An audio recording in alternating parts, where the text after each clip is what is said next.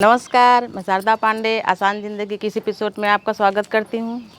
आज मैं आपको बताऊँगी वट सावित्री पूजा और व्रत के बारे में।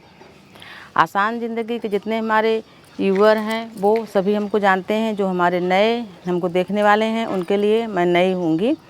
तो मैं आपको बताऊँगी कि वट सावित्री पूजा व्रत इस बार क्या विशेष है, आपको क्या करना चाहिए, क्या नहीं करना चाहिए। सबसे पहले इस बार पूरे भारत में वट सावित्री व्रत और पूजा 10 जून 2021 दिन गुरुवार के दिन रोहिणी नक्षत्र के दिन मनाया जाएगा। तो रोहिणी नक्षत्र में जब व्रत पड़ता है उस समय, जैसे कि कोई नक्षत्र अलग अलग व्रतों के लिए मान्यता है, तो रोहिणी नक्षत्र में व्रत शुरू किया जा सकता है। जो नई लड़कियों का जो विवाह हुआ है या जो पहली बार व्रत करना चाहती हैं, जहाँ ग्रहण नहीं लगा हुआ है उनके लिए बता रही हूँ। तो भारत में ग्रहण अभी सूर्य ग्रहण जो लगने वाला है भारत में नहीं लगा है, इसी दिन लगेगा, यानी कि कृष्ण पक्ष जेठ अमावस्या, वट सावित्री शनि जयंती भी है।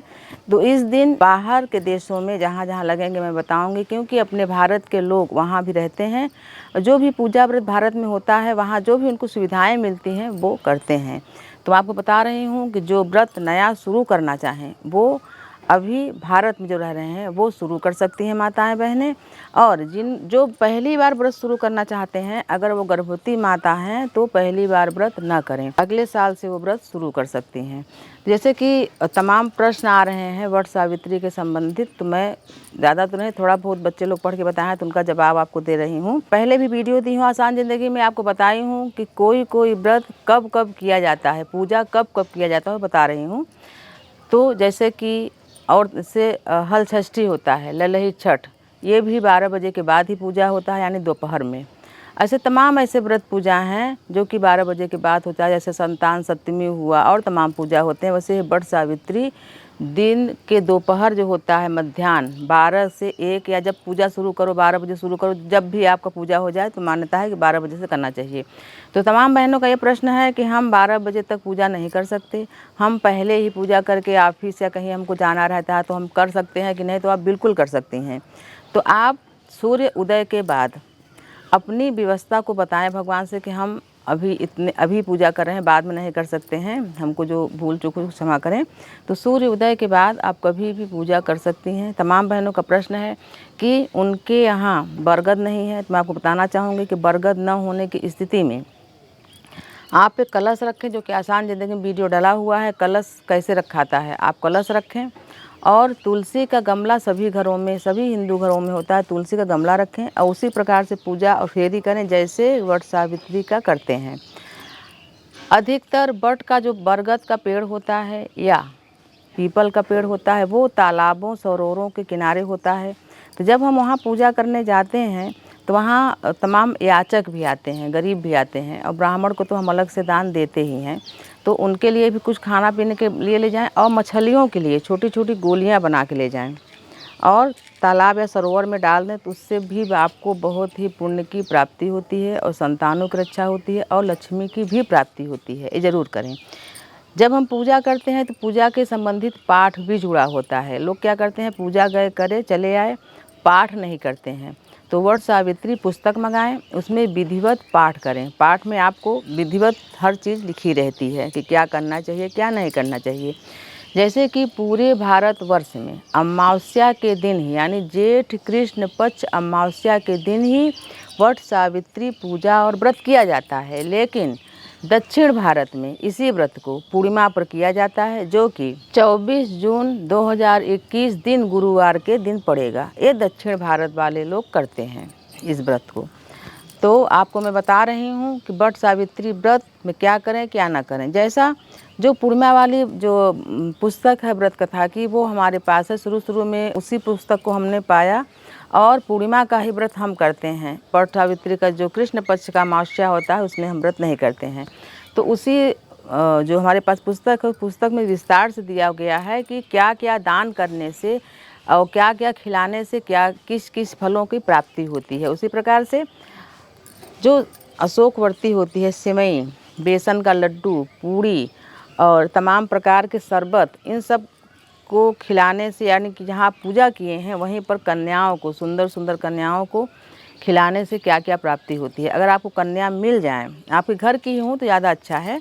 तो पूजा करने के बाद उनको आसन पर बैठा के, या एक दो जो भी मिले, उनको रंग वंग लगा के, तिलक लगा के उनको मीठा भोजन, जैसे सेवई हुआ, लड्डू हुआ, पूड़ी हुआ, कुछ ठंडा, कुछ सुगंधित शरबत भी उनको पिलाएं और उनको दक्षिणा देकर उनका पाँव भी छुएं, आशीर्वाद भी लें। तो मैं आपको बता रही हूँ कि आपको क्या करना चाहिए, क्या नहीं करना चाहिए। आसान ज़िंदगी में सारे वीडियो डले हुए हैं, वट सावित्री के भी और सोमवती अमावस्या के भी। तो मैं अभी बता रही हूँ आपको वट सावित्री के बारे में। तो जैसे कि आपका ये प्रश्न है कि जैसे कि आपकी अभी अभी शादी हुई है, तो आप इस व्रत को कर सकते हैं कि नहीं। तो मैं आपको बताऊंगी कि ये वट सावित्री व्रत उसी तरह से है जैसे आप करवा चौथ का व्रत करते हैं, जैसे आप तीज का व्रत करते हैं। तीज का व्रत ऐसा है कि जैसे माँ पार्वती जी जब कुंवारी थीं, कन्या थीं, भगवान शिव को पाने के लिए इस व्रत को करती थीं। इसीलिए जो तीज का व्रत है वो कुंवारी कन्याएं भी करती हैं। लेकिन जो करवा चौथ का व्रत है, मान्यता के अनुसार कि ये सब चीज़ें कहाँ से आती हैं, मायके से, ससुराल से, जो भी। तो जो कथा है करवा चौथ का, चारों कथा में आप पढ़ोगे जिसमें है, इस व्रत को शादी या विवाह के बाद करते हैं। अब वट सावित्री का व्रत ऐसा है, सावित्री जी जो सत्यवान की जो पत्नी थी, मतलब होने वाली थी, उनको पता था, तो इस व्रत को उन्होंने भी किया था। तो ये व्रत, जैसे आपका ये प्रश्न है कि विवाह के तुरंत बाद ये व्रत कर सकती हैं कि नहीं, तो विवाह के तुरंत बाद जैसे कि तमाम ऐसे जिम्मेदारियां रहती हैं कि मान लो आप नहीं कर सकते, तो विवाह के 1 साल के बाद इस व्रत को शुरू कर सकती हैं। लेकिन विवाह के बाद भी ये व्रत शुरू कर सकते हैं, आप चाहें तो 1 साल के बाद भी शुरू कर सकती हैं। उचित यही है कि विवाह के बाद ये व्रत किया जाता है, वो आप कर सकती हैं।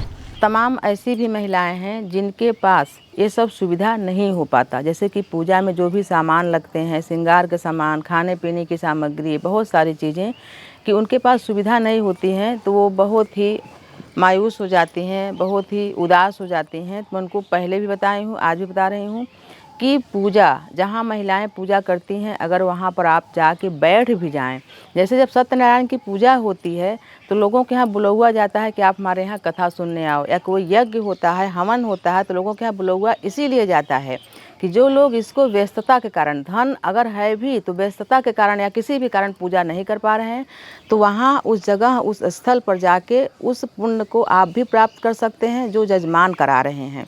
और इससे जजमान के पुण्य में कोई नहीं बल्कि और बढ़ोतरी होती है जजमान को।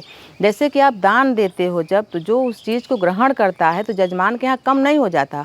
उनके जिनको आप दान देते हो, अगर वो न भी बोलें तो प्रकृति आपको आशीर्वाद देती है कि आप बढ़ते हो। इसीलिए मैं आपको बता रही हूँ कि जिनके पास सभी सामग्री नहीं है, वो पूजा, जिन महिलाओं के पास, गरीब महिला हैं, वो वहाँ जाके सुहागिन महिलाओं को पूजा करते हुए देखें। जैसे 2 चीज़ों को फेरी लगाना है, तो जैसे किसी अनाज का फेरी लगा रहे हो तो अनाज को हमेशा भिगो के फेरी लगाया जाता है। जैसे गेहूँ और चना, मूंग है, जौ है, तिल है, धान है, तो इन चीज़ों को भिगो लें। भिगोने के बाद, तिल तो बहुत छोटा होता है, थोड़ा बड़ा अनाज रहे उनको भिगो के, और एक चना और एक गेहूँ, ऐसे करके आप फेरी लगाएं। और फिर उनका प्रश्न है लोगों का, माताओं बहनों का, कि जो हम फेरी लगाते हैं वो चीज़ क्या किया जाए। तो वो चीज़ वहीं पर या तो छोड़ देते हैं, श्रृंगार की चीज़ें हैं तो आप वहाँ से कुछ ले भी सकती हैं, कुछ दान भी कर सकती हैं।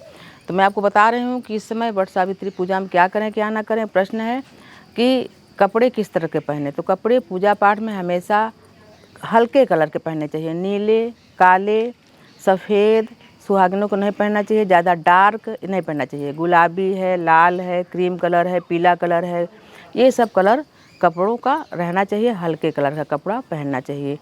और तमाम एक भी प्रश्न है कि क्या नया कपड़ा पहन के ही पूजा करें, तो ऐसा कुछ भी नहीं है। कपड़ा कई बार पहना हुआ हो सकता है, लेकिन उसको धुला हुआ ज़रूर होना चाहिए, कपड़ा धुला हुआ होना चाहिए। जिस भी वृक्ष का पूजा होता है, जिस भी दिन, तो उस वृक्ष को क्षति नहीं पहुंचाना चाहिए, यानी उसको तोड़ना नहीं चाहिए। तमाम, जैसे कि हम भी वीडियो दिए हैं कि घर में पूजा कैसे करें वट सावित्री का, तो जो बरगद की डाल होती है उसको एक दिन पहले ला के पानी में डाल देते हैं, उस दिन क्षति नहीं पहुंचाना चाहिए। और आप किसी गमले में रख के उसका पूजा कर सकती हैं। तो मैं आपको बताई हूँ, और जो भी आपके प्रश्नों का उत्तर होगा उसका भी मैं आपको जवाब दूँगी। व्रत के दिन यानी पूजा के दिन फेरी के बाद आप भोजन ना करें, और भी नमक वगैरह वाला तो ज़्यादा अच्छा रहेगा। अगर आप दवाइयाँ ले रहे हैं तो आप भोजन कर सकती हैं, लेकिन मीठा भोजन।